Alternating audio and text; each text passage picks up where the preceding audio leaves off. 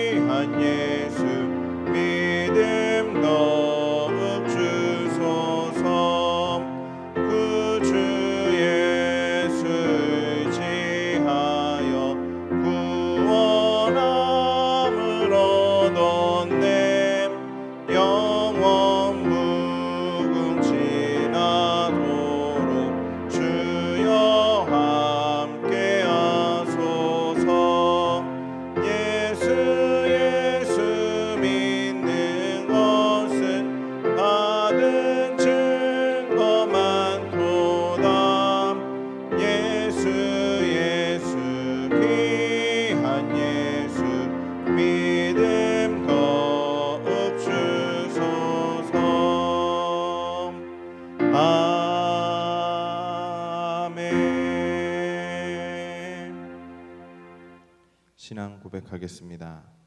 전능하사 천지를 만드신 하나님 아버지를 내가 믿사오며 그 외아들 우리 주 예수 그리스도를 믿사오니 이는 성령으로 잉태하사 동정녀 마리아에게 나시고 본디오 빌라도에게 고난을 받으사 십자가에 못 박혀 죽으시고 장사한 지 사흘 만에 죽은 자 가운데서 다시 살아나시며 하늘에 오르사 전능하신 하나님 우편에 앉아 계시다가 저리로서 산자와 죽은 자를 심판하러 오시리라.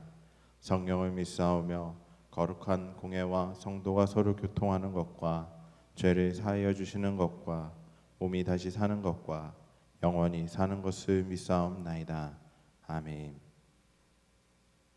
사랑과 은혜가 충만하신 하나님, 오늘도 주님 앞에 나와 예배할 수 있게 해주심을 감사합니다.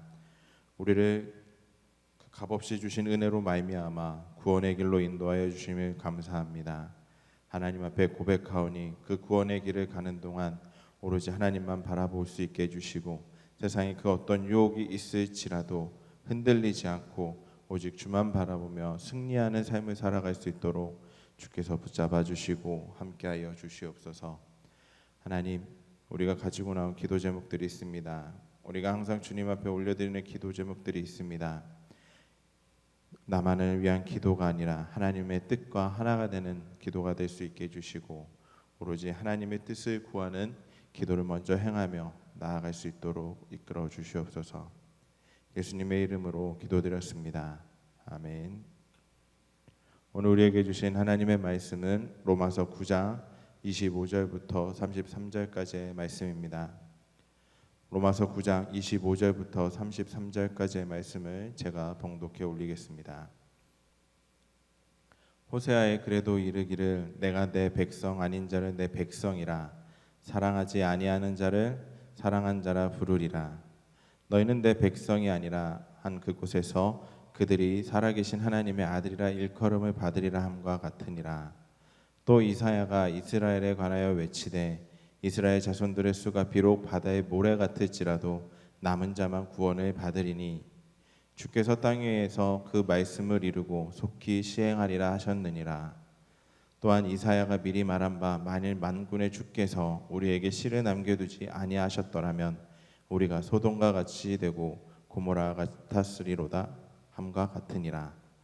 그런즉 우리가 무슨 말을 하리요? 이를 따르지 아니한 이방인들이 의를 얻었으니 곧 믿음에서 난 의요 의의 법을 따라간 이스라엘은 율법에 이르지 못하였으니 어찌 그러하냐? 이는 그들이 믿음을 의지하지 않고 행위를 의지함으로 부딪힐 돌에 부딪혔느니라.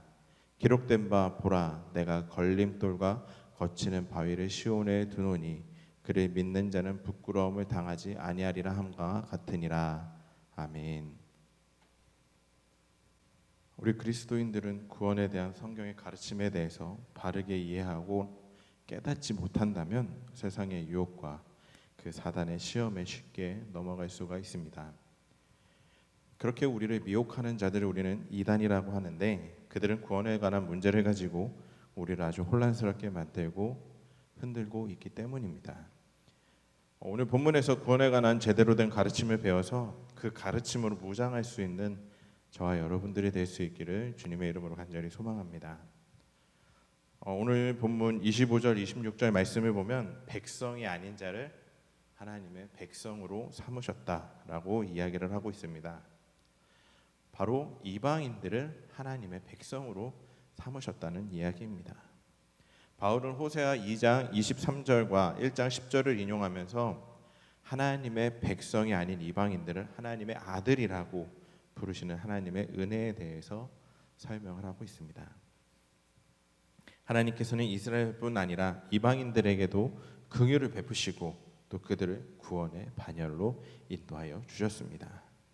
이러한 사실은 이스라엘 유대인들에게는 큰 쇼크였을 것입니다. 자, 유대인들의 안에는 사상이 무엇이 있죠? 선민 사상이 있었습니다. 바로 자신들만 선택된 백성이라는 그 마음이 있었는데 하나님께서 이방인들을 하나님의 백성으로 삼으시겠다라고 이야기를 하니 그들에게는 얼마나 큰 쇼크였을까요? 유대인들의 생각에는 도저히 하나님의 백성이 될 수 없는 이방인들까지 하나님께서는 품어주시고 사랑하시고 당신의 백성으로 삼으셨기 때문에 그들은 큰 충격을 받게 됩니다. 사랑하는 성도 여러분, 그 이방인이 바로 누구냐면 바로 우리들입니다. 하나님의 백성이 될 자격이 없는 자들이 하나님의 긍휼하신 그 은혜로 말미암아 죄 씻음을 받게 되었고 하나님의 자녀가 되었으니 이 얼마나 놀라운 사랑입니까? 이 큰 사랑을 받은 저와 여러분들은 아직도 주님의 그 사랑을 모르는 자들에게 그 복음을 전하여 그들도 하나님의 자녀가 될 수 있도록 힘써야 된다는 그 사실을 기억하시기 바랍니다. 그리고 27절부터 29절에서는 바울은 이스라엘의 일부만이 구원을 받을 것이라는 이사야의 예언을 인용하고 있습니다. 자, 이사야의 예언은 역사 가운데 그대로 성취되었습니다. 대부분의 이스라엘 민족은 하나님을 버리고 가나안의 우상들을 숭배함으로 멸망을 당하게 됩니다. 그러나 끝까지 하나님께 충성된 자는 남게 되고 구원을 얻게 되었죠. 바울은 하나님께서 이렇게 씨를 남겨두지 않으셨다면 이스라엘은 소돔과 고모라 때처럼 일찍 이 세상에서 멸망당했을 것이라고 이야기하고 있습니다. 바울 당시 유대인들에게도 이 원리를 동일하게 적용할 수가 있습니다. 대부분의 유대인이 예수 그리스도의 그 복음을 거부해 진노의 심판을 당할 것이지만 일부 남은 자들, 즉 하나님께서 남겨두신 자는 예수 그리스도를 믿고 하나님의 백성이 되었습니다. 아무리 아브라함의 혈통을 이어받았다고 해도 하나님께서 보존해 주시지 않는다면 멸망의 길을 갈 수밖에 없습니다.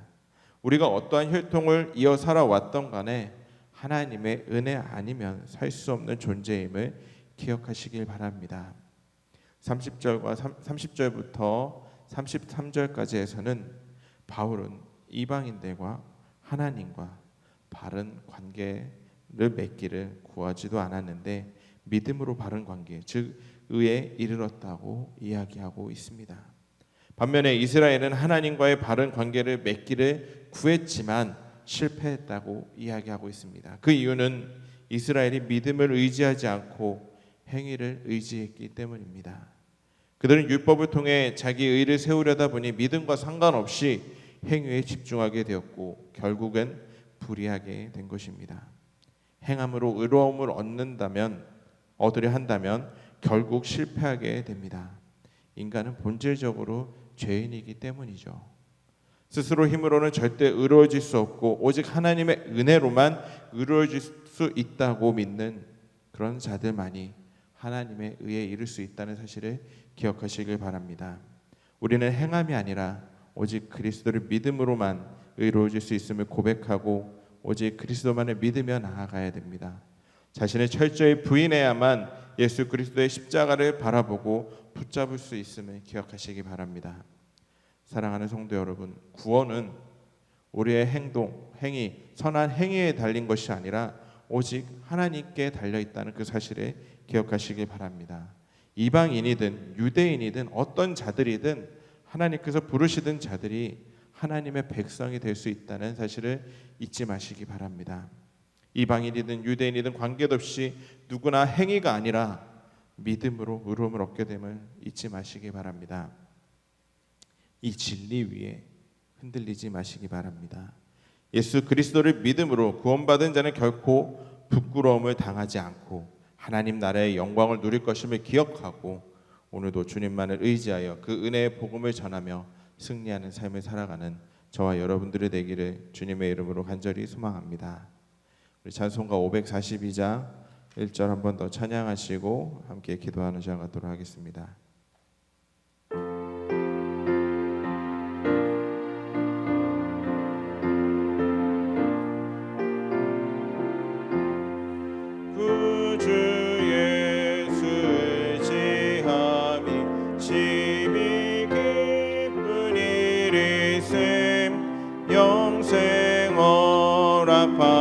받았으니 의심하 주옵도다.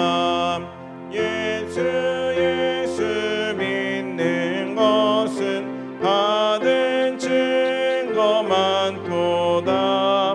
예수 귀한 예수 믿음 더욱 주소서. 우리 주여 세 번 간절히 부르짖고 함께 기도하겠습니다. 주여, 주여, 주여.